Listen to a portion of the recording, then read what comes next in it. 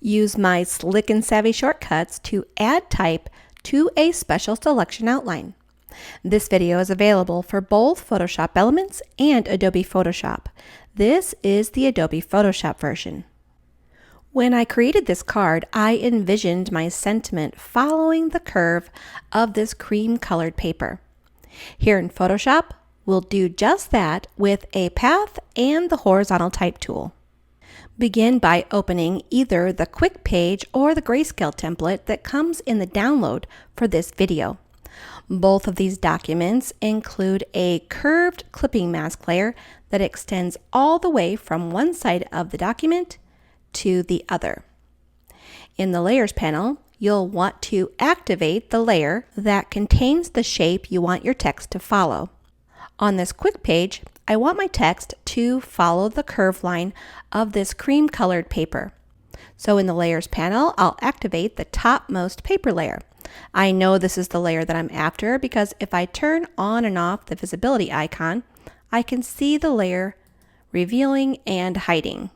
If you're using the template, you would want to activate the top paper clipping mask layer.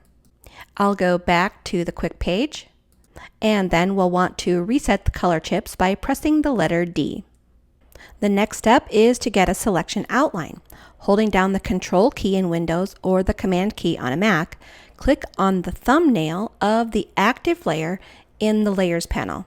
You should now see a selection outline around that cream-colored paper on the document.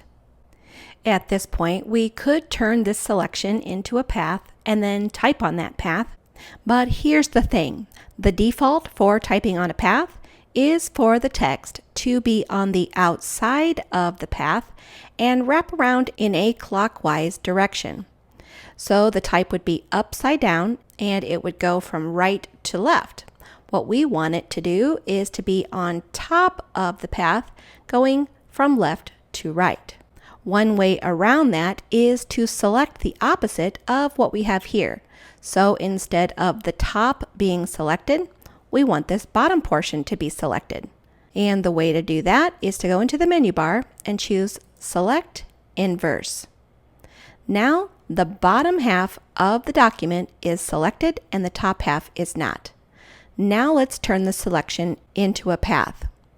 We'll do that in the Paths panel. To get the Paths panel, go into the menu bar and choose Window, Paths. In the Paths panel, click on the flyout menu. That's the icon that has 4 horizontal bars, and choose Make Work Path. In the dialog box, keep the tolerance set to 2 pixels and then click OK. Now the bottom half of the document, instead of being surrounded by a selection outline, is surrounded by a path. And this is what we can actually type on. I'll go back to the Layers panel, and that top paper layer is still the active layer. Now get the horizontal type tool. In the tool options, open the font picker and choose a good title font. For this tutorial, I would recommend typing in all caps or choosing a font that's all caps. So I'll choose O Wonder Sans. I have 3 other options that would work good for this tutorial, and you can find them in the manual that's included with this video. Also in the tool options, you'll want to set the size to around 20 points. Click on the left alignment icon and the color chip should already be black. Now on the document, you'll want to hover your cursor near the place where you want your sentence or phrase to begin. When you see the type on a selection icon appear, you can click once to place the cursor.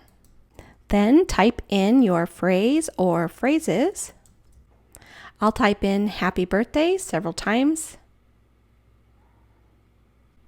You want to be mindful of the very end of the path where the type is going to fall off the edge and start wrapping around the other side. In just a second, I'll show you what to do to scooch that back onto the page.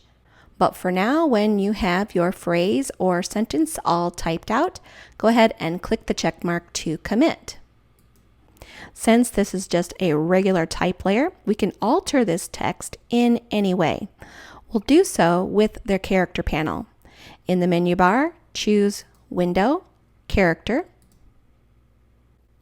And then in the character panel, you can alter the length of the line of your type by changing the size of the font. So I'll move mine down just 1 point and see what a difference that makes.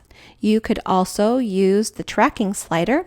This will put space between your letters if you move it to the positive side, or it will reduce the space between your letters if you move it to the negative side.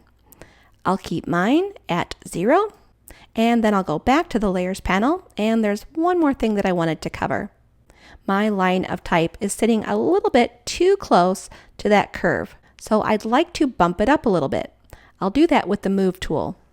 So get the Move tool and then just use your keyboard arrow keys and click on the up arrow key to nudge that type up 4 or 5 times. So that's how you can add type to a special selection outline in Adobe Photoshop. If you'd like to learn more about what can be done with the Type tool, I recommend checking out Secrets of Terrific Type by Jennifer Juris. You'll find a link to this class along with a discount coupon in the manual for this video. This has been Jen White with Digital Scrapper.